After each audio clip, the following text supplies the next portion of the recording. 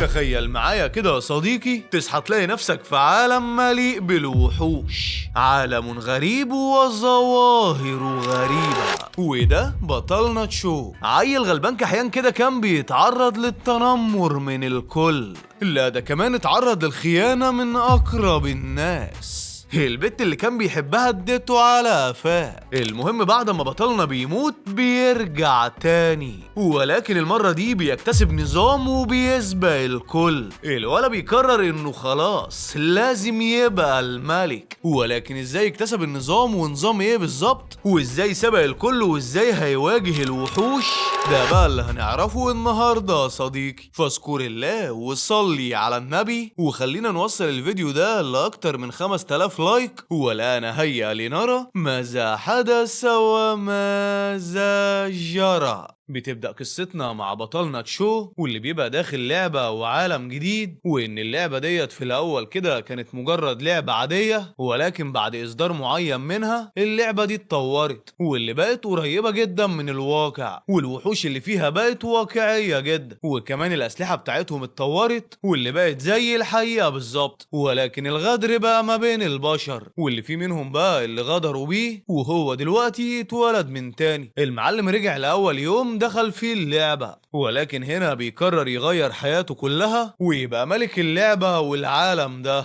وبعد كده بقى بيظهر رئيس القرية واللي بيعلن كده عن أول مهمة، واللي هي مساعدة أهل القرية في إن هم يخلصوا من الخنازير البرية. واللي بيقبل بطلنا المهمة دي في الوقت اللي لسه اللاعبين الباقيين بيتعرفوا على اللعبة. الكل متفاجئ إن هي واقعية جدا، أما بطلنا بقى فاللي بيفكر في اللعبة كده واللي بتبقى صعبة في الأول بس علشان أغلب اللاعبين من غير معدات ولا أسلحة. فالمعلم بقى بيستغل معلوماته كده من حياته اللي فاتت وكل حاجة يعرفها عن اللعبة، واللي بيروح لواحدة كده من سكان القرية وبياخد منها أدوات تساعده. وبعد كده بقى بيروح للمكان واللي بيبقى أخد منها كتاب، واللي بيتفاجئ إن فيه 3000 نقطة خبرة، يعني يقدر يساعده علشان يتطور ويوصل للمستوى الثامن. فالمعلم بيستغرب ازاي بياعة صغيرة كده معاها كتاب مهم زي ده، واللي بيتفاجئ كمان ان الحقيبة بتاعته دي هتشتغل لوحدها، يعني هتسحب له عناصر عشوائية كل 10 دقائق، من معدات قوية لمعدات عادية وغيره بقى. واللي بيستخدم كده الكتاب علشان يطور نفسه، واللي بتبارك له اللعبة انه وصل للمستوى العاشر، وطبعا ده تحت صدمة اللاعبين. واللي هو مين ده اللي وصل للمستوى ده اول لما اللعبة بدأت كده، واللي الكل بيعترض وبيقولوا انه اكيد عنده طريقة بيغش بيها، وفي ظل كلامهم ده بيتفاجئوا بيه وراهم. فالكل بيقدم له الاحترام، وبيفهم تشو ان اللعبة زي حياته اللي فاتت اعلنت عن اول واحد وصل للمستوى العاشر، وكمان اخد مكافآت، واللي بيستنى كده مكافئته واللي بتبارك له اللعبة، واللي بتديله هنا كده مجموعة يلانج. فالمعلم بياخدها وبيلبسها وبيستعد لاصطياد الوحوش. المعلم عايز يرفع مستواه اكتر من كده، واللي بيقدر يهجم كده على الخنازير وبيقتلها كلها. فبيتعصب اللاعبين اللي معاه في المكان، وبتبارك له اللعبة انه قتل 17 خنزير. وهنا اللاعبين بيتفاجئوا من قوته، واللي على طول بيروحوا كلهم لمكانه. اما المعلم تشو فاللي بيبقى بيجمع المعدات اللي اخدها كده وفرحان جدا، وده علشان في العادي المعدات قليلة وبتتباع بسعر غالي جدا. فبيقرر كده ان كفاية اللي جمعه النهاردة وهيروح يسلم المهم، واللي بتبقى المسافة اللي بينه وما بين القرية كبيرة جدا. فبيقرر كده ينقل شوية من نقاطه دي لخاصية الرشاقة، واللي بعد كده بقى بيفتكر انه الاحسن يوزع كل نقاطه على كل المهارات بالتساوي، علشان لما يوصل لمستوى معين ساعتها بقى يقدر يستدعي مهارة من المستوى التويس. وكمان لو وزعهم كويس المهمات هتبقى اسهل عليه وهيدخل المدينة الرئيسية بسرعة. المعلم هنا بقى كده بيتمنى لو يقدر ياخد مهمات كتيرة، الولا عايز ياخد اكتر من مهمة مع بعضها. وبعد كده بقى بيرجعوا للقرية، واللي بيبارك له رئيس القرية على نجاحه ده، واللي بيطلب منه يسلم اللي جمعه من الخنازير للاهالي، وده علشان يصنعوا منه ادوات. واللي اول لما بيفتح كده بيلاقي حاجة خاصة، فبيتصدم ان النظام حدث ادواته من تاني. والحاجة الخاصة دي تبع اميرة اسمها فيرا، ودي شخصية ما بتلعبش من مستوى ال 130 في مدينة ايس، واللي تعتبر واحدة من عظماء اللعبة. وبطريقة ما الحقيبة نقلت لبسها لموقعه هو، فالمعلم بيخاف ان هي تطارده. وعند الاميرة دي واللي بتبقى بتسأل مين اللي سرق حاجاتها الخاصة، بس المعلم تشو فاللي بيديله كده رئيس القرية مكافأة، واللي هي شارة القرية الفخمة فخرية. فالمعلم طبعا بيفرح جدا، واللي بتديله اللعبة كده كمان 20 قطعة ذهبية، واللي بيترقى من تاني كده وبيوصل للمستوى ال 12، واللي بيطلب منه الرئيس يسلمه كل المهام وهو هيحميهم. فبيرفض في الأول، ولكن لما بيهددوا تشو ببنته بيتعصب وبيوافق وبيسلموا كل المهام، واللي بيقبلها تشو تحت صدمة اللاعبين وإن في حاجة زي كده أصلا. أما المعلم تشو فاللي بيروح كده لقطاع الذئاب وبيخلص عليهم، وبتبارك له اللعبة إنه قتل 21 ذئب. والمعلم كده أخد خاتم القمر، واللي بالتحديد الخاتم الفضي، وكمان 40 قطعة ذهبية، وكمان كتاب. يلا يا عم. فالمعلم طبعا بيفرح، واللي بتبقى محطته الجاية المستنقع، ولكن بيقرر يرجع ياخد معدات تانية، واللي بيروح كده يشتري أدوية، واللي بياخد الخاتم الفضي وبيحسن السيف بتاعه، واللي بيفرح جدا بالمستوى اللي وصل، واللي بيبص كده على الخصائص وبيفتكر انه يقدر يفعل الانتقال الآني دلوقتي، وان اول حد بيعمل كده بياخد مكافأة من مستوى التويس. وبعد كده بقى بيتحرك للمكان، واللي فجأة هنا كده بيشم ريحة وحشة هو عارفها، واللي على طول بيشوف ضفدع سحري من مستوى اعلى منه، واللي بيقرر يجرب السيف اللي معاه، واللي على طول كده بيهجم عليه. بس هنا بقى بيطلع له كده 3 غيره، فبيجري بسرعة، والمعلم بقى بيكون مبسوط انه فعل الرشاقة، واللي بيهاجمهم كده وبيقتلهم واحد ورا التاني. وبيبص هنا كده للمستنقع وبيقول لنفسه المستنقع ده اكيد سام، واللي بتبارك له اللعبة هنا كده انه قتل 17 ضفدع واخد 1190 نقطة وكمل المهم. واللي بيلاقي كده ان الريحة اختفت. المعلم بعد كده بقى بيفتح معلوماته وبيلاقي انه وصل للمستوى ال 14، واللي بيفرح جدا علشان بالمستوى ده هيبقى اول واحد يوصل للمستوى ال 20، واللي علشان يحققها فخطوته اللي جاية في مدينة بلاك ويند على الجهة التانية من قرية المبتدئين، وده علشان الأمينة بتاعهم هناك أعلى مستوى من وحوش قرية المبتدئين، واللي منهم دب وصل للمستوى ال 18. والأهم بقى ساعتها ينضم للمدينة الرئيسية، وإن في حياته اللي فاتت لين خانته وباعت خطته الباي صديقه المقرب، واللي نجحوا بيها والكل بقى يمدحهم، ولكن المرة دي هو اللي هيسيطر على الوضع. وبعد كده بقى بيتحرك لمكان الزعيم، وفي الطريق بيتكلموا لين، واللي معاها واحد كده اسمه دونج، واللي بيبقى في حياته اللي فاتت مركزش في موضوع ان اللاعبين اللي انضموا مع بعض بيدخلوا مع بعض. فمن الواضح كده ان خطتهم لخيانته في حياته اللي فاتت من زمان جدا، ولكن هو اللي ما انتبهش. وبتقاطعوا لين هنا كده، واللي بتسأله هو انت الشخص اللي من المستوى ال20 انت اللي اعلنوا عنه من شوية؟ واللي لما بيسألها عرفت منين بتعرفه انه من سماعة الواقع الافتراضي. فبيسألها طيب عايزة ايه بالظبط؟ فاللي بتطلب منه كده معدات يساعدوهم في قتال الوحوش. فالمعلم بيستغرب من وقاحتهم دي وبيسألها طيب ايه المقابل؟ هتديني ايه مكان الادوات؟ فاللي بتحاول كده تضحك عليه وبتقول له ان هو قوي من غير معدات، يعني اكيد هيعيش، انما هم لا، فليه بقى ما يسيب لهمش معدات؟ فالمعلم بيسألها هو انت شايفاني عبيط جرى يا بت؟ فبتسأله وانت تقصد ايه بالظبط؟ وان هي ودونج لسه متعرفين على بعض لسه من شويه، وان مفيش بينهم اي علاقه، وان هم اتقابلوا بالصدفه اصلا لما دخلوا القريه. فالمعلم بيقول لها ما تحاوليش تضحكي عليا، انا مش هديكي حاجه، وبيفركش معاها وبيرفض الطلب اللي هي بعتته ليه. ايوه كده يالا جامد. واللي بتشتمه هنا كده وبتقول له ان معاها الاحسن منه بكتير، وان معاها ابن عيله تشينج الصغير. فبيتاكد صاحبنا من تفكيره ده، وخصوصا ان في حياته اللي فاتت بعد ما حصلت ما بينه وما بين لونج ابن عيله تشينج الكبير مشاكل كتيره، وفي اللحظه الحرجه للانتقال الوظيفي لين سرقت البلوره منه وسلمتها لونج، وبعدها لونج سرق كل معداته واللي مات بسبب كده. وان هو كان فاكرهم اتقابلوا في وقت تغيير الوظائف، ولكن طلع ان التلاتة مع بعض كانوا بيخططوا من زمان. وبعد كده بقى بيرجع من تفكيره على كلامها وهي بتتباهى بفلوس دونج وعيلته الكبيره. فالمعلم هنا بيشتمهم كده هما التلاتة، فبتتعصب لين واللي هو ازاي يشتم لونج، وبتقول له ماشي انا هعرفك. واللي بيجي له طلب مراسله من لونج كده فالمعلم بيقبله، واللي بيدخل لونج كده واللي بيهدده وانه لو شافه اكيد هيقتله، وبيتحداه يواجهه في ساحه القتال، واللي فيها بيخسر معداته كلها وكمان مستواه. فالمعلم تشو بيوافق وبيتفقوا ان هما يتواجهوا هناك، وبيقرر كده قبل ما يروح يواجه الزعيم اللي رايح له ده يشوف شنطه فيها ايه، وان لونج عنده اتباع كتيره، يعني لازم يبقى مستعد علشان يخلص على مجموعه النمل دي كلها، لازم يخلص عليهم مع بعض. واللي بيفتح الشنطه كده فبيلاقي جواها مهاره ظل الشمس، واللي مصنوع من اليشم اللهبي، وان دي مهاره متفوقه. فالمعلم بيخاف يسيبه كده في الشنطه علشان ما يختفيش، وان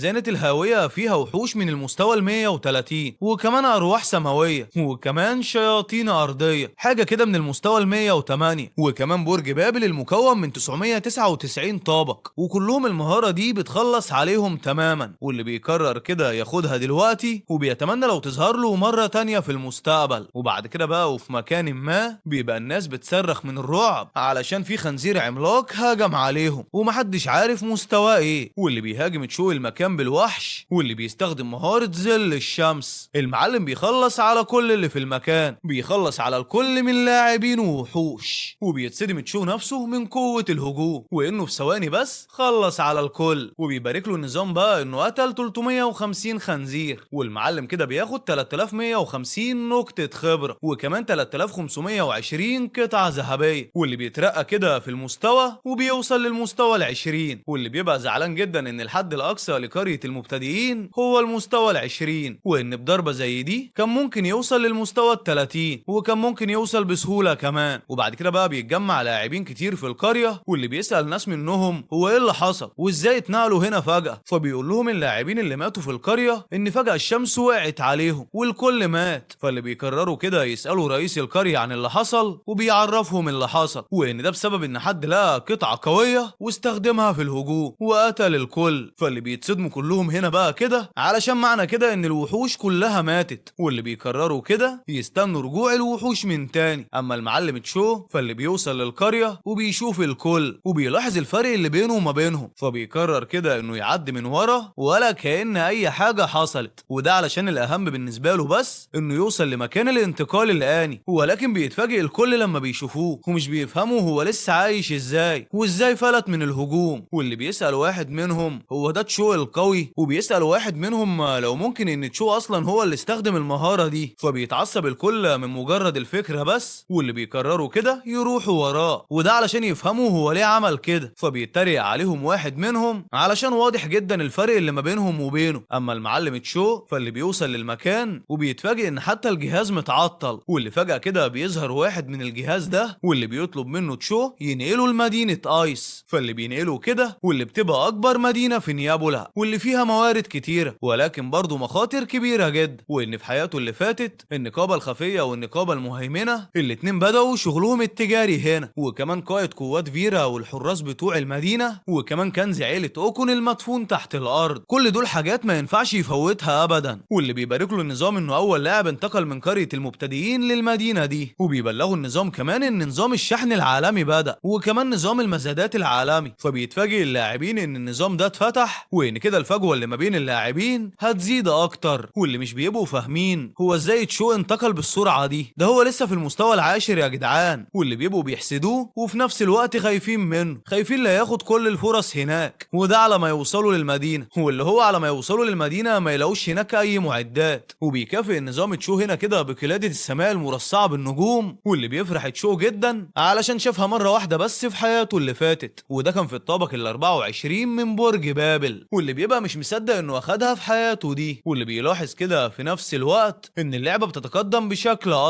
اسرع من حياته اللي فاتت، وان في الوقت ده بيبقى اللاعبين بيقدموا الشكوى في تشو، وده عند الراجل بتاع جهاز النقل الآني، ولكن في اللحظة دي بيعرفهم النظام ان بما ان اول لاعب يوصل للمستوى ال20 من قريتهم فكل واحد من اللاعبين في القرية هياخد كتاب خبرة، فبيتراجع الكل وبيقولوا عموما حصل خير، في النهاية كلنا اصدقاء.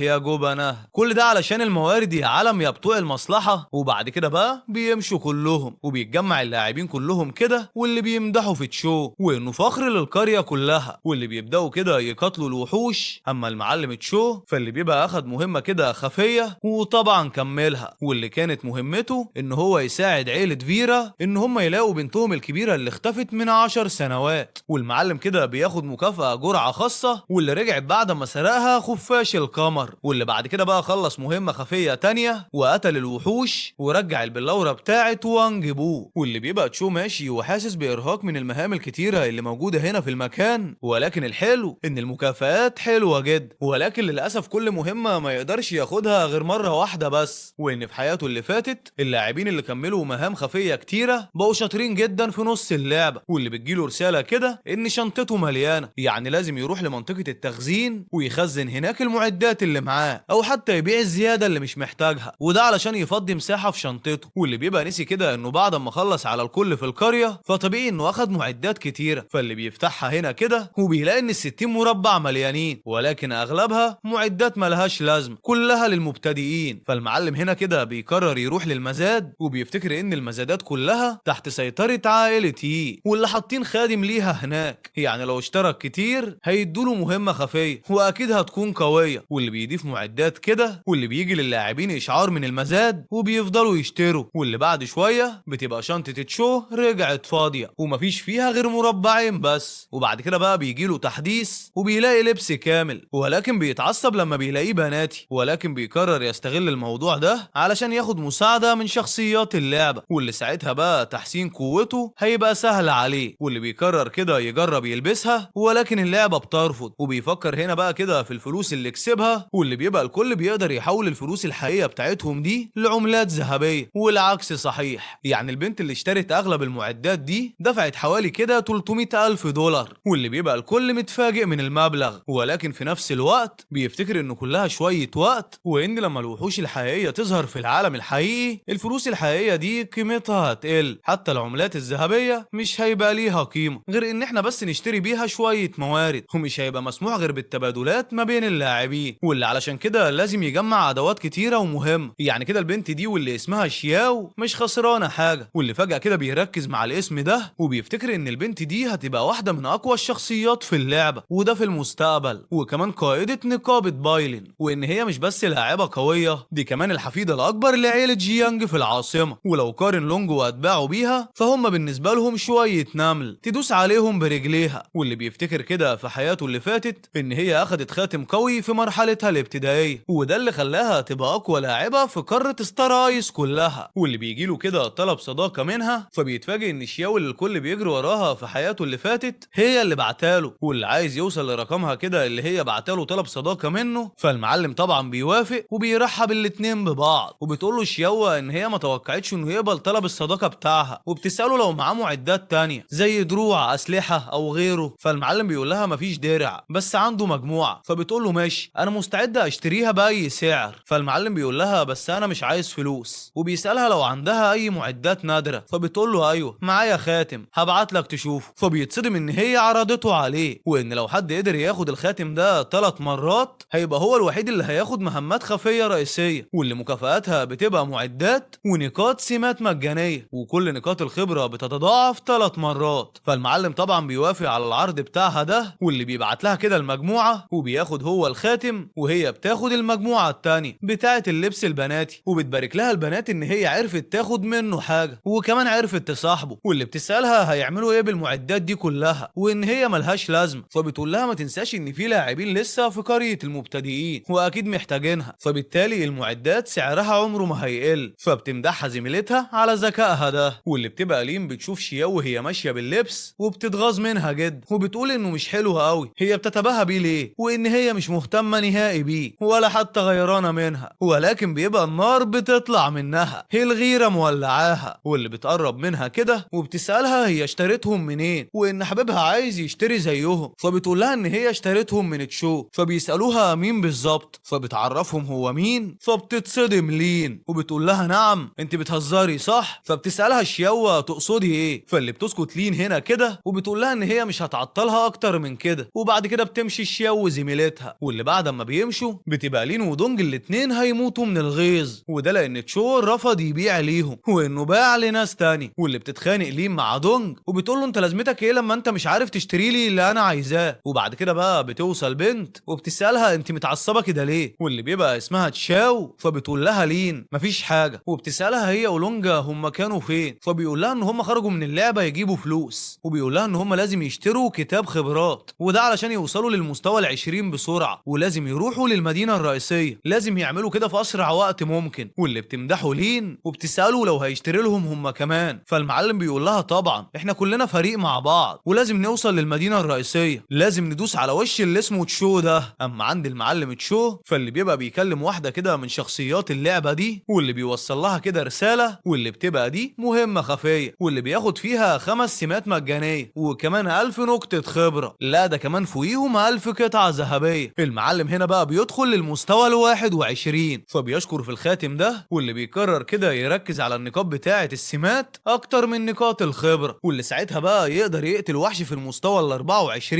أو حتى في المستوى ال39. ومش بس كده، ده السمات كمان هتخليه أقوى، وده وقت تغيير الوظيفة، واللي هنا بيقرر كده ياخد مهام خفية تانية، واللي بيفضل يجري من مكان لمكان، واللي مستواه بيعلى جدا، واللي بيوصل للمستوى ال23. والمعلم بيبقى معاه معدات كتيرة، فبيطمن انه كده دلوقتي يقدر يخرج يقاتل الوحوش وهو مطمن. ولكن الاول يوزع نقاط السمات، واللي بيخرج كده وبيهاجم الوحوش، واللي كل مرة يقتل وحش جديد بياخد مكافأة، مرة جرعة سحرية، ومرة باللورة، ومرة سلسلة، ومرة رمح. واللي في الوقت اللي هو بيقاتل فيه الوحوش بيبقى وصل عدد من اللاعبين للمدينة الرئيسية، واللي اغلبهم كانوا اشتروا كتاب الخبرات، واللي ساعدهم يوصلوا للمدينة الرئيسية، واللي كلهم بيبقوا مبسوطين جدا بالمدينة، واللي كل واحد منهم بيبقى واضح انه غني، واللي بيبقى من ضمن اللي وصلوا بيبقى لونج واتباعه، واللي بتشكر تشاو لونج ان هو ساعدهم كلهم ان هم ينتقلوا معاه للمدينة الرئيسية، وبتقول لها لينا ان حبيبها ممتاز، وانه حتى ساعدها هي ودونج. فالمعلم بيقول لهم ان الفلوس اللي اتدفعت في الكتاب دي ولا حاجة، المهم دلوقتي بس نشتري خريطة وحوش، لازم نكشف المدينة الرئيسية كلها، لازم نستغل الوقت بسرعة، لازم نطارد الوحوش، احنا عايزين نرفع مستوانا. وعايز بقى اشوف المعلم تشو ده هيفضل رافع راسه في السما لحد امتى. وبيقول لهم ان اي حد هيلاقي معدات هياخدها لنفسه. اما عند المعلم تشو فاللي بيبقى وصل كده للمستوى ال24،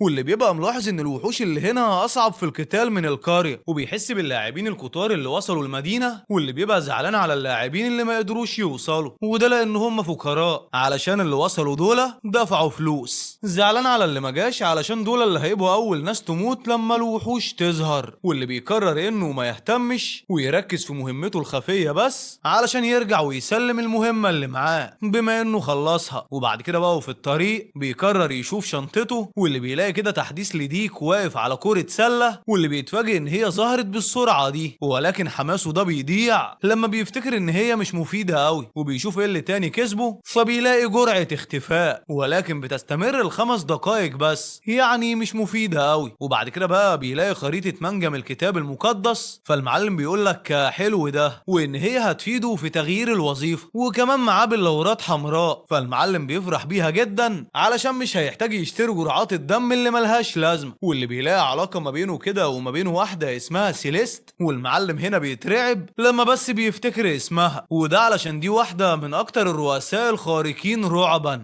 واللي كانت موجودة في حياته اللي فاتت. فالمعلم بيستغرب لان اللعبة عايزاه يتبنى المخلوق الغريب ده، وبعدين بقى بيفتكر ان حد كان جاب معلوماتها، وان هي في الاول كانت مجرد شخصية مش بارزة، وكانت غير ملفتة، وما بقتش شريرة غير بعدين، فلو اتبناها قبل ما تتحول للشر ساعتها بقى هيبقى عنده شخص يعتمد عليه. واللي بيقرر كده يعتمد على حظه، واللي هو يا صابت يا خابت. وبعد كده بقى بيشوف رسالة التبني واللي بتعرض له موقعها، فالمعلم هنا كده بيقرر يروح يشوف مكانها، واللي بيوصل للمكان حسب الخريطة اللي في رسالة التبني، واللي بيتصدم انه بيت العالم المجنون، واللي كان هيموت على ايده في حياته اللي فاتت. واللي بيدخل كده وبيبقى الراجل ده صيدلي عبقري، واللي في البداية كل النبلاء كانوا معجبين بيه، ولكن بعد كده هوسه بالتجارب بدأ يزيد، وبدأ جنونه يزيد يوم عن يوم. واللي بتبقى سيليست جوه بتعيط، ومن الواضح كده ان العالم المجنون ده واخدها كده كفار تجارب. المعلم واقف بيضحك عليها وبيقول لها ما تعيطيش، الوجع اللي هي حاسه بيه ده هيتحول لقوه بعدين. واللي بيبص عليه تشوب عصبيه هنا كده من جنون الراجل ده، واللي اذاه ما وقفش بس على شخصيات اللعبه، لا ده بعد كده بقى خطر على اللاعبين، واللي بقى يخطفهم ويعمل عليهم تجارب، واللي علشان كده بعدين بقى مطلوب من المدينه كلها. واللي بيرفع القوس والسهم بتاعه كده وبيقرر يقتله، واللي بالفعل بيخلص عليه. وبعد كده بياخد سيليست واللي بتبقى نايمه، واللي لما بتفوق بتستغرب المكان، بتقول انا فين، وبتساله هو مين. فالمعلم هنا بيعرفها بنفسه وان هو اللي اتبناها. فالمعلمه هنا كده بتعيط بخوف، بس هو بيطمنها انه قتل العالم المجنون، وبيطمنها انه شخص كويس، يعني مش زيه خالص ولا زي اي عيله بنوها. واللي بتتفاجئ انه عارف الماضي بتاعها، واللي بتبقى سيليست يتيمه وعائلات كتيره بنتها ولكن كلهم اشرار، واللي لما هربت منهم اخر مره بقت تشتغل في الشارع، والناس بقت تتنمر عليها، ده حتى حراس المدينه كانوا بيتنمروا بيتنمروا عليها وعلى حياتها اللي كانت دايما بشعة، وبتسأله هو عارف ده كله عنها ازاي. فالمعلم بيقول لها ما تشغلش بالها، واللي بيقرب لها الاكل كده ولكن بيلاحظ خوفها منه. فالمعلم بيبعد عنها تاني وهو بيطلب منها تنام وترتاح. بيقول لها ترتاح كده كام يوم لحد اما جروحها تخف، واللي ساعتها بقى هيبعتها لأكاديمية ايس للسحر علشان تتدرب هناك. وبيمشي بعدها، فبتبص على الاكل كده بعد ما بيمشي وبتخاف لحسن يكون مسموم، ولكن بتتشجع وبتاكل منه. وبتتفاجئ انها لسه عايشه، وبتسأل نفسها لو لسه فعلا في ناس طيبه كده في العالم ده. وهنا بقى النظام بيبارك لتشو انه حصل كده على اول خادم ليه، واللي بتبلغه ان لوحه المتصدرين في اللعبه ظهرت، يعني يقدر يروح يشوف ترتيبه. واللي بيروح اللاعبين كلهم كده، واللي بيتفاجئوا ان تشو لسه الاول واللي وصل للمستوى ال 24. فالكل بقى بيستغرب هو ازاي ما وصلش غير للمستوى ده بعد المده دي كلها، ده بقاله كتير في المدينه. واللي بيفتكروا كلهم انه خلاص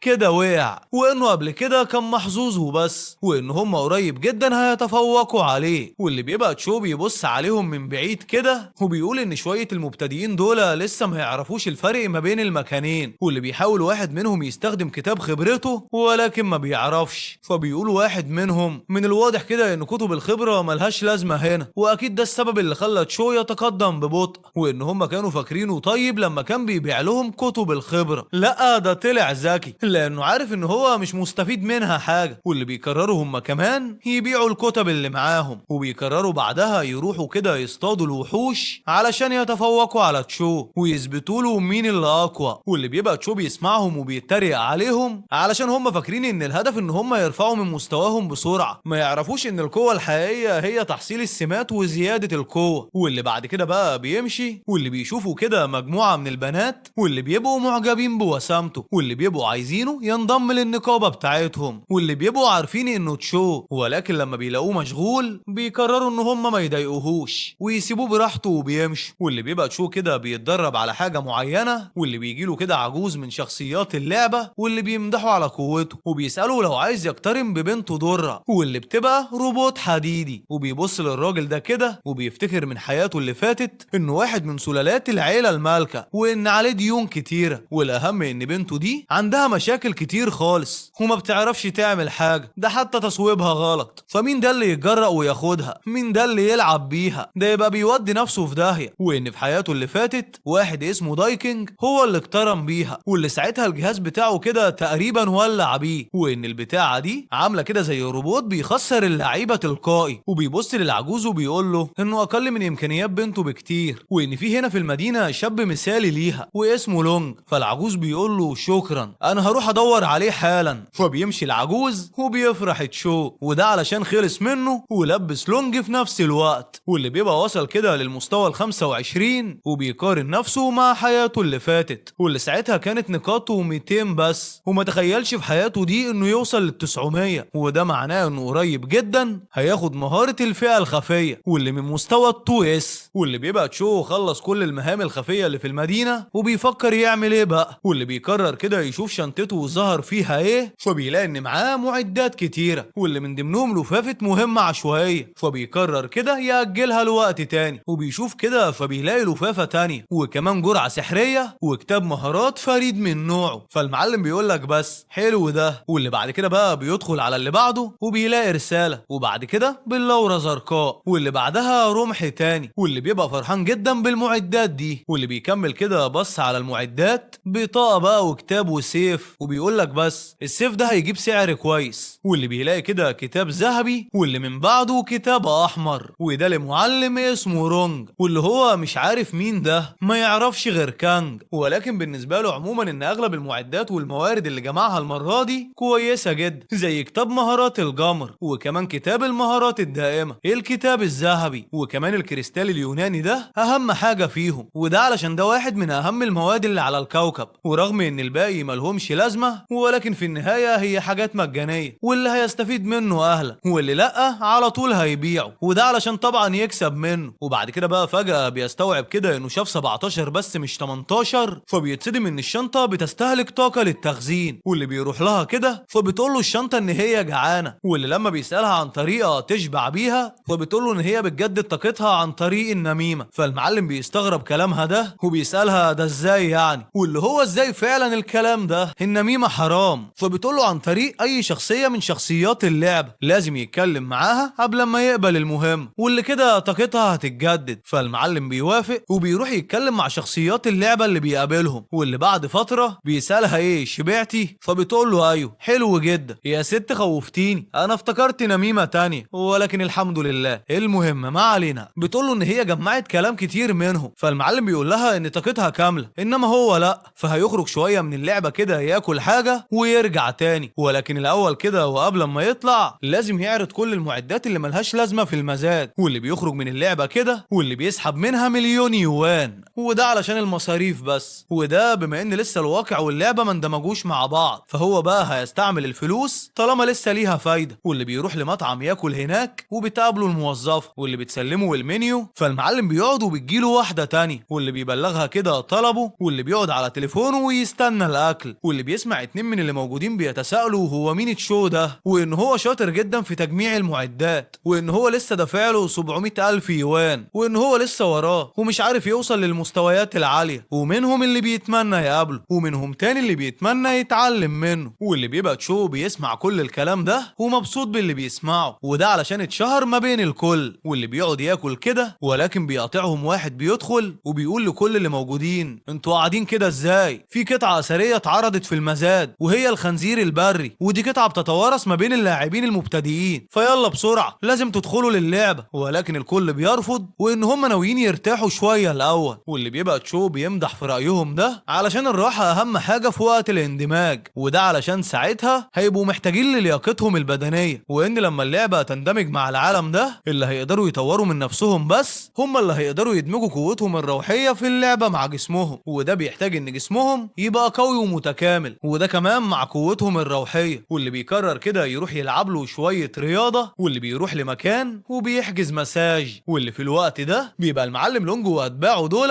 بيصطادوا الوحوش مع بعض. واللي بيبقى لونج فرحان جدا علشان قرب يوصل للمستوى ال26، واللي بتقول له لين تشوف المستوى ال25 يعني هم خلاص في نفس المستوى. واللي بتتفاجئ ان تشو بره اللعبة حاليا وبيتريقوا عليه، واللي بيفتكروا ان النت فاصل عنده. واللي بيقول دونج شكله كده اتضايق لما لقى لونج وصل لمستواه، شكله طلع من اللعبة لانه خايف، فبيتريق عليه لونج هو كمان، وبيقول يا ريت ما يكونش خاف لدرجة انه سابها بجد. فبيطمنوا دونج ان تشو متعلق باللعبة دي وجمع فلوس كتير علشان يشتري اللعبة لنفسه، لدرجة انه استلف فلوس من ناس. فبتتريق عليه لين ولونج، بس بعد كده بقى دونج بينبههم لحاجة، وهي ان تشو باع معدات كتير، يعني اكيد معاه فلوس كتيرة. فبيقول مش مهم، هو دلوقتي في المستوى ال25، واللي قريب جدا هيبقى في المستوى ال26، واللي ساعتها اول لما يدخل اللعبة بس هيروح له ويقتله. بس بتحذره تشاو هنا ان من الواضح ان معدات تشو قوية جدا، فبيقول لها انه مش مهتم، وان اخوه الكبير عايز ينضم للنقابة واللي فيها حاليا اكتر من 3000 عضو، يعني حتى لو قوي هل هيقدر يقف قدام كل دول؟ فبيتصدم دونج علشان النقابة دي من اقوى النقابات اللي في المدينة، واللي بيطلب منه يعرفه على الفريق وكذلك البنتين. فبيقول لهم ان النقابة ليها متطلبات خاصة، ولكن ما يقلقوش، بعد ما يقتل تشو ساعتها هياخدوا منه معدات كويسة واللي يقدروا بيها يساعدوا نفسهم ويدخلوا النقابة هم كمان. فالتلاتة بيشكروه، واللي بيبقى لونج من جواه ناوي لتشو على الشر وانه هيقتله، وده علشان يعرفوا ازاي يتحدى اللي اكبر منه. اما عند المعلم تشو فاللي بيرجع للعبة من تاني كده، واللي اول لما بيدخل بتبلغوا اللعبة ان الدرع اللي عرضه اخده لاعب، واللي عرضه بمبلغ 158 الف، والدرع التاني اخد فيه 200 الف، والحذاء اتباع ب 190 الف، وحزام الصيد ب 224 الف، والسيف ب 490. واللي بيبقى تشو مصدوم ان في ناس اشترت حاجات بالمبالغ دي، وانه اخد تقريبا في المعدات ديت كام مليون، واللي بيبقى في حاجات كمان ما اتباعتش، فبيقرر كده يخليها معاه. واللي بتجيله رسائل كده من لونج، واللي بيكلمه وبيتريق عليه وبيسأله ايه طلعت من اللعبة ليه؟ ايه خايف مني؟ وانه هو خلاص وصل للمستوى ال26، يعني من الاحسن ما يقابلوش نهائي والا هيقتله في كل مرة يقابله فيها. ولكن بيطنش تشو رسايله دي، واللي بيبعت له كده رسالة واحدة بس واللي بيقول له فيها انه غبي. فبيتعصب لونج اكتر ان تشو طنشه وكمان شتمه، فبيسأله دونج هو قال لك ايه؟ فبيعرفه باللي قاله. فبيقول له دونج من الواضح كده ان تشو ده خلاص بايع نفسه، واضح كده انه مش عايز يعيش يعيش. فبيتعصب لونج اكتر وبيوعد نفسه انه ينتقم منه وانه لازم يعرفوا الفرق اللي ما بينهم وان هو هيستناه في التحدي اللي اتفقوا عليه قبل كده.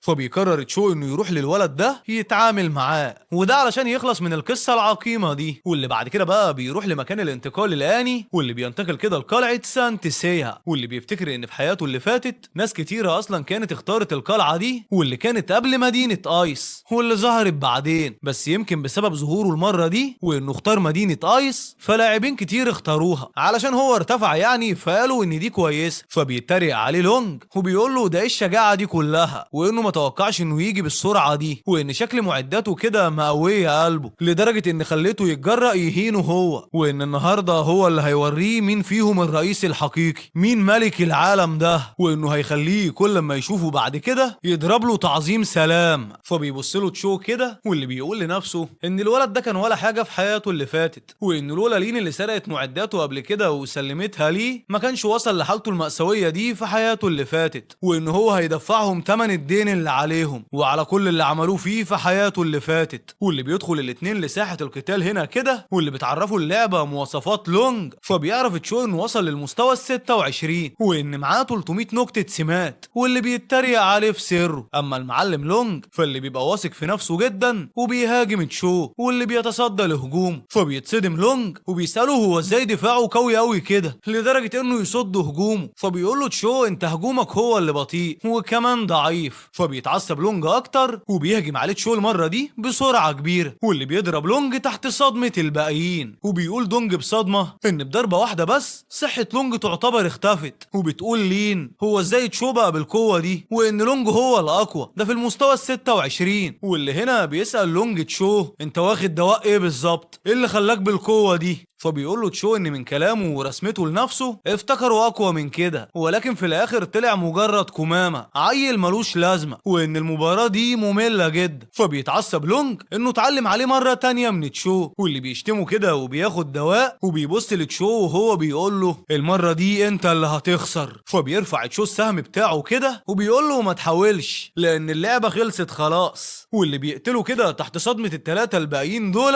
وان سهم واحد خلص على لونج. والمرعب اكتر ان تشو مستواه اقل من لونج، وهنا بقى تشو بتشك فيه انه اكيد بيغش. اما المعلم لونج فبعد الخساره مستواه بيقل بينزل للمستوى ال 23، واللي بيخسر كده كل معداته. بياخد تشو كل المعدات اللي معاه واللي بيبيعهم كده كلهم في المزاد، وهو بيتريق على لونج واللي حاليا شخصيته متجمده الوقت بما انه مات. واللي بيقرر تشو كده يروح يشوف المهمه الخفيه اللي في قلعه سانت سيا، وده علشان يزود سماته الشخصيه. واللي بتجيله كده رساله من لونج واللي بيقول له ان القصه اللي ما بينهم لسه ما خلصتش، وان هو هيبعت له ناس تخلص عليه دلوقتي، وبعد كده بقى هيحط له غيرهم عند نقطه الظهور اللي بيرجع فيها علشان يخلصوا عليه في كل مره يدخل اللعبه. وهنا بقى بيجي مجموعه كده من اتباع لونج واللي بيقولوا لتشو سلمنا معدات لونج. فالمعلم بيقول لهم خلاص الوقت اتاخر، دول اتعرضوا في المزاد، واللي بيطلع قوسه كده وبيقتل اول واحد، واللي بعد كده بقى بتنزل الاسهم عليهم زي المطر واللي بتخلص عليهم كلهم. فبيتصدم المعلم لونج واللي لسه عند نقطة الظهور ان كلهم ماتوا، واللي بيشتمهم فبيقول واحد منهم هنعمل ايه معاه يعني، هم فجأة كده لو الاسهم بتنزل عليهم زي المطر. فبيروح هو يضربهم. اما المعلم تشو فبيروح للمكان اللي بيقدر فيه يستلم المهمات، واللي بيسمع هناك اللاعبين بيتكلموا كده عن مستوى صعوبة زنزانة معينة وان فيها 3 رؤساء وان اي حد بيدخل هناك بيموت. فالمعلم بيقرر يدخلها وده علشان يجمع منها فوايد كويسة. ولكن وهو ماشي كده بيسمع واحد من اللاعبين بيحكي لاصحابه انه سمع ان تشو وصل لقلعة سانت سيا وكمان هزم لونج واتباعه. فبيتصدم اللاعبين علشان المفروض ان تشو خرج من قائمة افضل 10 لاعبين، ومع ذلك رجع يثبت لهم ان هو الاسطورة، هو الملك، واللي هزم لونج اللي في المرتبة التاسعة وسابه ومشي. فبيقول واحد منهم من الواضح كده ان اللعبة دي القوة فيها مش بتتحدد بالمستويات، واللي بتقاطعهم واحدة كده، واللي بتسأل لو حد عايز ينضم لفريقهم، وان فريقهم ناقصه شخص، واللي يفضل مستواه يبقى 25 او حتى اكتر من كده. واللي بينتبه واحد منهم لتشو واللي بيقول انه مش مصدق عينيه، تشو الاسطورة بنفسه، انا مش مصدق انك قدام عينيا. فالمعلم بيقعد يفكر في الموضوع كده وبيفتكر ان في حياته اللي فاتت لما دخلوا كانوا فعلا فريق مع بعض، واللي ساعتها كان مع لين ودونج، واللي كان معاهم بنت صغيرة كانت بنت هادية كده ومتواضعة، ولكن لما اتهزموا لين ودونج رموا اللوم عليها واخدوا هما الفوايد كلها، وفي النهاية خانوه هو كمان. والمعلم بيفتكر ازاي لما الوحوش ظهرت وهم كانوا خانوه، البنت دي ظهرت وحاولت تنقذه، ولكن للأسف هو ما يعرفش اسمها الحقيقي، ده حتى ما يعرفش غير اسمها في اللعبة يوان.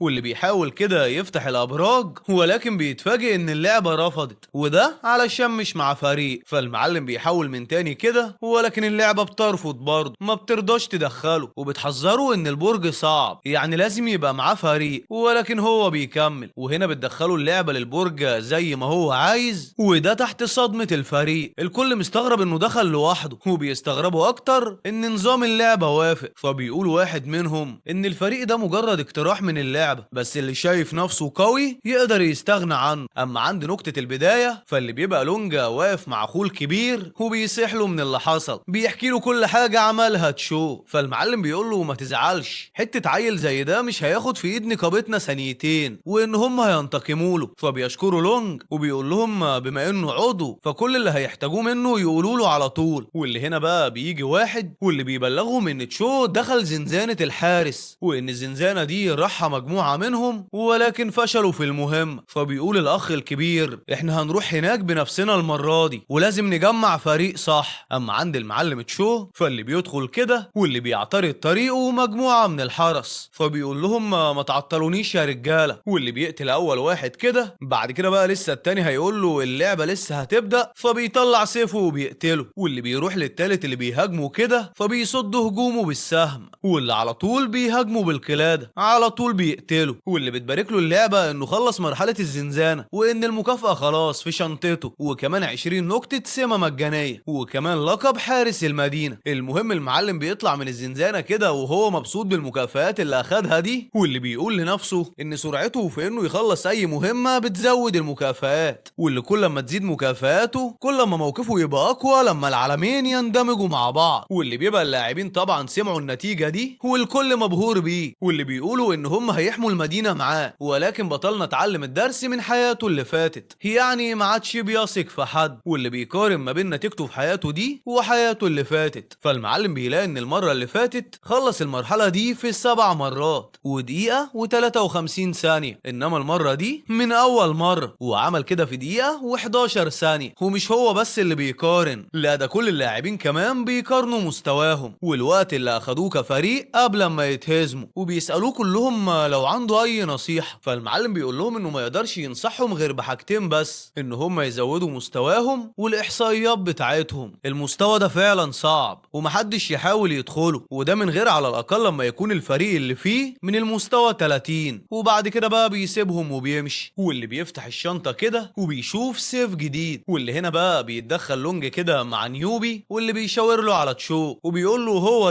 ده اللي علم عليا يا ريس. فاللي بيتفاجئوا انه بقى حارس المدينة، وان هو ده اللي قدر يطهر الزنزانة. فبيطمع نيوبي انه يضمه لنقابتهم، وده علشان بوجود حد زي تشو معاهم فنقابة اوكسو هتبقى الاقوى في البلد كلها. فبيقول له لونج ايه ده يا باشا، ده انا بقول عليك اخويا، ايه هتخون العيش والملح؟ صح كده. فالمعلم بيقول له لولا العيش والملح دول ما كانوش اخدوا اغبى قرار وعملوا عداوة مع تشو. فبيحاول لونج يقنعه ويساعده في انتقامه، وهو هيساعد النقابة، ولكن نيوبي بيقول له يلا يا بابا العب بعيد يا شاطر. فبيمشي لونج واللي بيروح نيوبي لتشو، واللي بيعرض عليه ينضم لنقابتهم وبيغريه بالمميزات. فبيفكر تشو مع نفسه كده، وبتبقى النقابات رغم قوتها الكبيرة وان هي بتلعب دور كبير، الا ان الموارد اللي بيستخدموها واي حاجة بيكسبوها بتتقسم على الكل جوه، وكمان في ناس مسؤولة بس عن ان هم يجمعوا الكنوز. ولكن عموما ده مش مهم اصلا بالنسبة له، الا ان هو معاه ذكرياته من حياته اللي فاتت، يعني عارف اماكن الكنوز، والاهم انه عارف اهمها. والتاني حاجة هو جمع الثروة، وكمان شنطته مليانة ادوات كل شوية تتحدث. واللي بيقرر كده يرفض العرض ده وبأسوأ طريقة ممكنة، واللي بيقول لنيوبي ومن امتى الحب ده ليا انا، وكمان عايزني معاكو، هو انت مش المفروض صاحب لونج؟ فبيقول له نيوبي صحابي ايه بس يا عمنا، هو علشان شافه كام يوم بس كده، انا بس كنت عايز اضمه للنقابة مش صحابي يعني، وغير كده نقابتي عايزين خبراء اقوياء زيك كده يا تشو، انما اللي زي لونج ده العشرة منه بيوان في اي شارع. ولكن ولكن الكلام ده كله ما بيأثرش على عمنا تشو، واللي بيبقى فاكر الألم اللي خده في حياته اللي فاتت، وإن لونج عمل فيه كل ده بدعم منهم، وإن كل التنمر اللي كان بيحصل عليه في المدينة كانوا هم السبب وراه. واللي بيقول لنيوبي إنه متوقعش إنه يجيله برجليه بدل ما هو اللي يدور عليه. فنيوبي بيقول له القلوب عند بعضها، وبيسأله إيه بقى كنت بتدور عليا ليه؟ إيه عايز تنضم لنقابتنا؟ واللي بيبقى نيوبي ده الغدر في دمه، واللي ناوي أصلا يسرق كل معداته وبعدها بقى يرميه زي الكلاب. ولكن بيفاجئوا تشو اللي بيقرب منه بسلاح كده، فبيسأله في إيه يا عمنا؟ فالمعلم هنا كده بيهاجمه قبل ما يستوعب، وبيسأله نيوبي طيب ليه الغدر؟ ده احنا مفيش بينا عداوة. ولكن تشو ما بيهتمش وبيهاجمه تاني. فاللي هنا بقى كده بيأمر نيوبي رجالته ان هم يقتلوه، بس بعدها بقى بتيجي فيه كده ضربة تشو واللي على طول بيموت. وبيبص تشو على رجالته هنا كده وبيقول لهم يلا اللي عايز يموت يجيلي. فالنظام هنا بيبارك له انه اتعلم مهارة التنين الحقيقي واللي يقدر يستدعيه، واللي بالفعل بيستدعيه، واللي بضربة واحدة بيخلص على عدد كبير منهم. فبيجيله واحد تاني كده واللي بيقول له مهما كانت قوتك مش هتعرف تخلص علينا كلنا، احنا كتير عليك. واللي في نفس الوقت بقية اللاعبين بيبقوا بيبصوا على اللي بيحصل ده ومبهورين بمهارة تشو، واللي بيسألوه عن اسمها وازاي خلصت على كل دول مع بعض. فبيبص تشو للي موجودين وبيقول لهم اللي عايز يشوف العرض يشوف براحته، ولكن هو مش مسؤول عن إصابة أي حد، واللي خايف من الموت الأحسن يهرب. واللي بيستخدم هنا كده مهارة جمر، وديت بقى مهارة المرة واحدة، واللي هنا بقى كده بيهاجم أعضاء النقابة كلها وبيخلص عليهم، وحتى الفريق اللي موجود بينزلوا على الأرض من قوة الهجوم. واللي بيقول واحد منهم لولا إن هم بعيد شوية كان زمانهم ماتوا. الكل بيخاف من قوته المرعبة، ومنهم كمان اللي بيبقى مش عاجبه اللي عمله ده، علشان بما إنه حارس المدينة فالمفروض إنه يحمي اللاعبين مش يقتلهم. وبعد كده بقى وفي قلعة المدينة بيروح حارس كده يبلغ رئيس القلعة باللي حصل، فبيقول له ازاي الكلام ده؟ ازاي حارس المدينة يقتل عدد كبير من اللاعبين؟ ولكن بيقرر ما يعملش حاجة، وده علشان المدينة محتاجة لحد بالقوة دي. اما عند المعلم تشو فاللي بيبقى حاسس براحة شوية كده انه انتقم منهم ولو حتى بحاجة بسيطة، وبيفتكر بعد كده ان اللي عمله ده ممكن يجذب انتباه فرسان النور اللي من المستوى ال75، وان واحد من اللاعبين قبل كده اتحبس بسبب كده، وبيقلق لحد يجي وراه هو كمان. بعد كده بقى المعلم بيقرر يفتح الشنطة علشان يكمل استكشاف، واللي بيلاقي فيها كده قناع. فالمعلم بيقول لك بس حلو قوي، يعني كده اقدر اعمل اللي انا عايزه من غير ما اخاف ولا فرسان نور ولا بتاع، وحتى لو حاولوا يقبضوا عليا هو كده كده مش خايف لانه معاه كل فضايحهم وتعاملاتهم المشهورة كلها. واللي لسه كده هيرجع للبيت فبيحس كأن في حاجة تانية في الشنطة، واللي بيشوفها فبيلاقي كتاب مهارة استثنائية، مهارة التبغ الصيني الثلاثي، واللي فيها 3 مهن. فالمعلم بيفرح جدا بيها، واللي بيقول ان هي تعتبر احسن حاجة كسبها من الشنطة من ساعة ما بدأ، وده علشان بيها هيقدر يبدل ما بين 3 وظائف براحته، وده هيفيده جدا في انه يجمع نقاط سمة اكتر، وده عن طريق انه يشغل مهنة خاصة. ولو ال3 مهن خاصة ساعتها بقى محدش هيبقى قده، وبما انه حاليا من المستوى ال26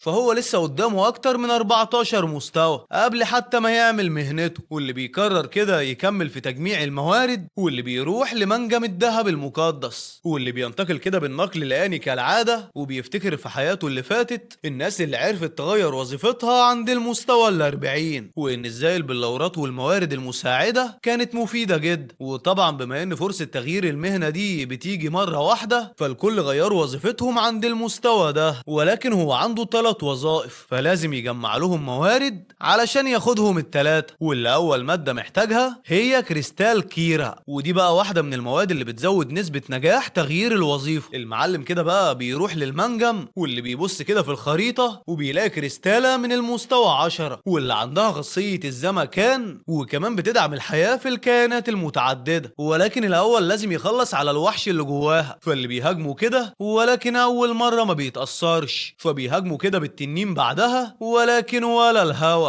وبتقول له الوحش خلصت ولا لسه؟ وبتقول له ازاي هاوي زيه كده يدخل للمنجم المقدس ويصدعها؟ فبيهاجمها كده بالسيف بقوة اكبر، واللي بيقدر يخلص عليها المرة دي، وبياخد الكريستالة وبيقرر يدور على الكنزين اللي بعدها باللورة اليشم النجمية وباللورة روح الهاوية، والاتنين دول بيشتغلوا كمواد مساعدة بس لكريستالة كيرا. وكمان في النوال باللورية النيزك، ولكن دي محتاجة انه ينجح في مهمة الوصول لأعلى نقطة في جبل دارك، واللي بالتحديد جبل دارك كلاود. وكمان متطلبات التسلق غريبة جدا، زي انه لازم يطلع الجبل من غير اي حاجة من اسلحته ولا حاجة خالص، واللي بياخد المهمة دي علشان بس نواة النيزك. واللي بتبقى المهمة، فالمعلم بيقرر يرجع البيت يجهز شنطته الاول ومعدات التسلق. واللي بيرجع البيت فبتخاف سيليست، فالمعلم بيطمنها انه هو اللي رجع، واللي بيروح يفتح الخزنة اللي اشتراها مخصوص علشان يخزن الزيادة اللي معاه، ولكن برضه بيبقى خايف على المعدات، وده لان في مجموعات مش تمام في المدينة، بس بيقرر يحطها وخلاص. وبيحط الشنطة جوه الخزنة وعلى طول بيقفلها، وبعد كده بقى بيروح لسيليست واللي بيلاقيها اكلت وقاعدة مكانها. فالمعلم بيسألها ايه الاكل حلو وعجبك؟ فكالعادة بتسكت. فالمعلم بيقول لها انه قابل الشيف وهو راجع، واللي طلب منه يعمل عشاء، وانه عايزها تاكل وتتعالج بسرعة علشان جروحها، وده علشان يبعتها لأكاديمية السحر في مدينة ايس. فبتقول له لا مفيش حد طيب هنا، وان هي اول لما تخف هتقتل الكل. فبيفهم تشو ان بذرة الشر لسه موجودة جواها، بس بيتمنى ان هي ما تتحولش للشيطانة اللي كانت عليها، وده اللي حصل في حياته اللي فاتت. واللي بيقرر كده يزود المعاملة اللطيفة معاها، وبيحاول يقنعها ان رغم ان في ناس كتير وحشين الا ان في ناس طيبة زيه مثلا هو اللي انقذها. فبتقول له ان هي هتقتل الكل ما عدا هو. فالمعلم بيقرر يخلي باله في التعامل معاها، وبعد كده بقى بيسيبها وبيمشي. واللي بيبص كده على جرعة في ايده، واللي بيقول ان هي اللي هتساعده في التلج اللي هناك. واللي بيقرر كده يتحرك علشان خلاص باقي 25 دقيقة بس، والمنطقة دي هتبقى خطر جدا علشان هي اصلا مكان للقتلة. يعني اللاعبين العاديين من المستوى ال20 لل30 في العادي بياخدوا حوالي بس 20 دقيقة وهم طالعين الجبل، وان الاقوى بيطلعوا في اقل من 10 دقائق. فهو ممكن يوفر على نفسه المشاكل دي لو قدر يطلع من غير ما حد ما يشوفه. واللي بينتبه كده لملك المدينة والاميرة فيرا، وكمان حارس جاي عليه، وهنا بيفتكر كده حاجات الاميرة اللي معاه. واللي بيفتكر فجأة ان في حياته اللي فاتت الاميرة كان هيتم اغتيالها، وده على ايد قوات من مدينة تانية. فالمعلم هنا بيركز كده على الحارس، ولكن بيقرر بما ان هي ما ماتتش في حياته اللي فاتت دي، فمن الاحسن يركز بس على مهمته. والمعلم لسه كده هيتحرك، فبيفتكر ان حراس النور ما عملوش مشاكل معاه، وان ده اكيد بسبب الملك، فبيقرر يساعده. واللي بينبههم كده لوجود القاتل، واللي على طول بيقتلوه وبيشكروا الملك. وبعد كده بقى بيمشي تشول الجبل، واللي بيوصل كده لتحت الجبل وبيقلع هدوم، واللي على طول بيطلع الاكسير وبيشربه، وده علشان يساعده يستحمل البرد، وده علشان يبقى اقوى في مواجهة الوحوش. واللي بيتحرك كده بقى في طريقه، واللي بتبقى الجرعة ديت كمان خلته مخفي. واللي بيفضل كده يتسلق الجبل لحد ما بيوصل للقمة، وبيبارك له النظام انه كمل المهمة دي في 9 دقائق، وانه اخد نواة النيزك. فالمعلم هنا بقى بيفرح علشان كده فرصة انه ياخد مهنة متخصصة زادت اكتر. واللي كده بقى باقيله اخر مادة، واللي هي بلورة روح العالم السفلي، ولكن للاسف ديت ملهاش مكان معين، بتظهر بس كده بشكل عشوائي. فالمعلم بيقرر يجرب حظه في المزادات، واللي بيعرض كده انه عايز يشتريها، وبيحط مبلغ 300 ألف قطعة ذهبية، واللي بتبقى في حياته اللي فاتت في نص اللعبة كده كانت اتعرضت بمليون، ولكن بما انهم لسه في اول اللعبة فمحدش عارف قيمتها قوي. واللي بعد كده بقى بيرجع للبيت، وبيقرر بما انه بالليل وفي الغالب مفيش اي مهام جوه اللعبة، فيخرج ويرتاح شوية ياخد راحة كده. واللي بياخد لبسه وبيروح كده يفتح الشنطة علشان يشوف الجديد، فاللي بيلاقي كده كتاب ومنجل نار، واللي بيبقى الاتنين احسن من بعض، وخصوصا الكتاب اللي بيساعده يجمع نقاط الخبرة، وهو سايب لوحة المفاتيح. والمنجل ده كان مع قاتل مأجور في حياته اللي فاتت، والمنجل ده كان بيستخدمه في اللعب الاحترافي، واللي بياخدهم كده وبيطلع بعدها من اللعبة. المعلم هنا كده بيحس انه جعان، فبيقرر يطلع ياكل حاجة خفيفة. واللي بيبقى الوقت جوه اللعبة وبره اللعبة نفس الشيء، ولكن الظلام هناك بيجي كل 40 ساعة مش 24 زينا. المعلم بيروح ينام وهو بيفكر في اللعب، واللي بيبقى عارف كده ان سرعة التقدم فيها لبقية اللاعبين خصوصا الاغنياء هيزيد جدا في الفترة اللي جاي. اما جوه اللعبة فاللي بتبقى الاميرة فيرا بتفكر كده في تشو، واللي بيبقى عندها احساس ان هي شافته قبل كده، واللي بتقرر كده تخلي ابوها الملك يعزمه على وليمة، وده خلال كام يوم، وده يعني علشان يشكره على المساعدة. اما عند المعلم تشو فاللي فاللي بيصحى كده من النوم وبيروح يغسل وشه وعلى طول بيروح للعب، واللي بيدخل كده وبيتفاجئ ان مستواه زاد ل3 مستويات، وكل ده وهو بره. فالمعلم كان مصدوم ان في عنصر بيخليه يزود مستواه وهو بره اللعب، فبيقرر كده ان حاجه زي دي ما يحكيش عنها ابدا، وان اكيد في حياته اللي فاتت اللي اخده وكان بيستخدمه في السر. واللي بيقرر كده يدخل للمزاد علشان يشوف اخبار البلورة، واللي بيلاقي كده مفيش اي حد واللي لسه هيطلع، فبيلاقي واحده بتساله لو اشترى البلورة، وان هي لقت واحده هتبعتها له دلوقتي. فالمعلم بيتفاجئ وبيفتكر غير فلوس، فبتقول له ان الفلوس مش مفيده ليها، وان هي عندها نقابه جواها مليارات العملات، فلها انه ما يقدرش ياخد حاجه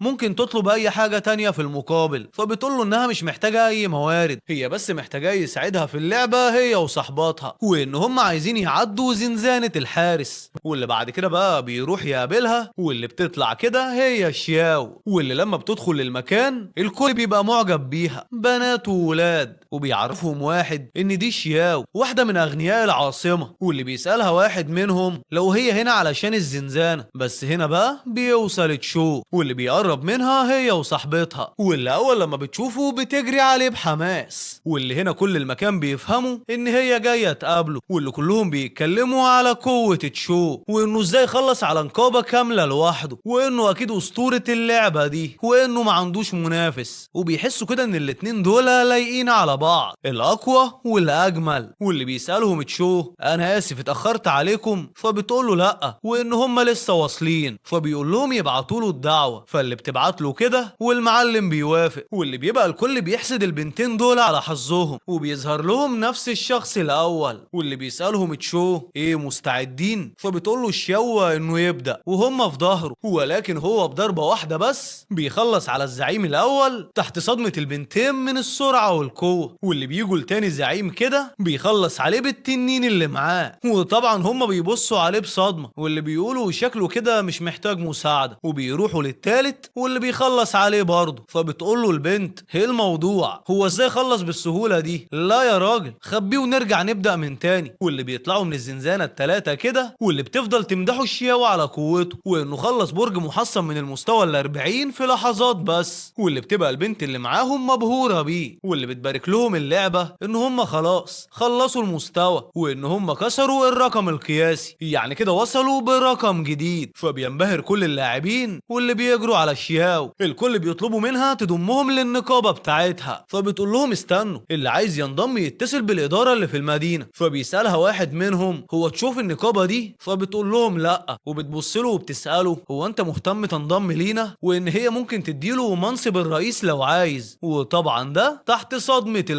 الكل مستغرب من عرضها ده، ولكن الفقر بيرفض وبيقول لها ان عنده حاجات مهمه لازم يروح يخلصها. وبيمشي وهو بيقول رغم ان النقابات مهمه بس الاتحاد وقتها هيبقى الاقوى، وان الاهم بالنسبه له دلوقتي هو الترقيه وتغيير الوظيفه. واللي بيلاقي كده ان شنطته اتحدثت، فبيقرر يدخل مره تانية علشان يشوف ايه الجديد جواها. والمره دي بقى بيلاقي اول حاجه كده جواها كتاب، واللي اسمه روائع الديسكو. ولكن ما تفهموش غلط، ده كتاب فيه اختراعات مثيره للاهتمام، العلماء اللي اخترعوها وقت فراغهم وهم على الجزيره، وان الاختراعات دي ليها تاثير على كل لاعبين القريه بما فيهم الشخصيات الاساسيه. فبيحس تشو كده ان هي ملهاش لازمه، واللي بيقرر كده بما انه فاضي فيفرز ايه اللي معاه تاني في الشنطه، وده يعني علشان ما تتملاش على الفاضي. واللي بيلاقي كده لفافه مهمه عشوائيه، فالمعلم بيقول لك كويس انه دخل والا كان زمانها ضاعت عليه. وبتقول اللعبه ان دي قصه حب فريده من نوعها، حاجه كده للمغامرين. فالمعلم بيقرر ياخدها، وده بما انه ما عندوش حاجه يعملها. فبتقول له اللعبه المطلوب منه ينظم حفله ضخمه، واللي كل ما كانت اكبر كل ما كان التاثير اكبر، والمكافاه كمان هتبقى اكبر، ولكن ممنوع القتل. فالمعلم بيقول لك حلو جدا، في عدد كبير جدا من الناس دلوقتي في انتظار الزنزانه. فالمعلم بيقرر يروح يعمل لهم حفله، واللي هناك بقى بيبقى لونج واقف كده هيموت من الغيظ، وده علشان هو سمع ان تشو كان هناك، وهو كان خلاص قرر يعتمد على نفسه وحط في العالم ده 3 مليون. بس بما ان نيوبي رافض يساعده فهو اللي هينتقم لوحده، واللي بيبقى معاه خنجر الظلام، واللي بيقرر يستغله في هجوم مفاجئ ويخلص على تشو. وهنا بقى بيجيله الراجل اللي معاه الروبوت بنته واللي اسمها دورا، واللي بيقول له انه عايزه يتجوزها. واللي بيوصل تشو للمكان المكان برضه وبيبلغوا النظام ان المهمة بدأت، واللي بيستخدم كده اكتر من اختراع، وده من كتاب روائع الديسكو. واللي فجأة كده الكل بيبقى مستغرب هما ليه بيرقصوا كده لوحدهم، وان جسمهم خرج عن السيطرة، واللي بيبدأوا كلهم كده يتريقوا على بعض والكل بيغني، واللي بيبقى تشو مبسوط بالنتيجة دي وبيبارك له النظام انه نجح في المهم، والمكافأة هي تاج تجربة السكوت. فبيتفاجئ تشو انه اخد كنز زي ده، واللي بيبقى بيحط الموارد اللي معاه كده كلها علشان يبدأ مهمة تغيير الوظيفة. المهم المعلم بيكسب كده نقاط كتيرة، واللي على طول كده بيوزعها بشكل متوازن. المعلم هنا بيبص كده على نتيجته بفرحة، وده علشان في الوقت ده الفرق مع بعضها سماتها بتبقى اقل من 300، انما هو لوحده سماته الفردية عدت ال 300. وهنا بقى بيشوفوا لونج، واللي بيقرر انه لازم ينتقم، واللي بيقرب منه وبيطلع الاتنين لبره علشان يتواجهوا، واللي بيهاجموا كده كذا مرة، واللي كل مرة بينقص واحد بس. فبيستغرب هو ليه مش بيموت، ليه صحته مش بتقل، واللي بيقعد يفكر كده يا ترى هو مستواه اعلى بكتير ولا نقاط السمة اللي عنده عالية للبنية الجسدية، ممكن علشان كده اقوى. فاللي بيروح تشو كده بقى وبيضربه، واللي بيستخدم معاه لفافة النحس، واللي بيقولك بس حلو جدا ابن حلال ويستاهلها. واللي بيفتح الشنطة يشوف ايه اللي جواها، فبيلاقي ان فيها 16 اداة. فالمعلم بيقولك حلوين جدا، وبما انه اول واحد يوصل للمستوى ال40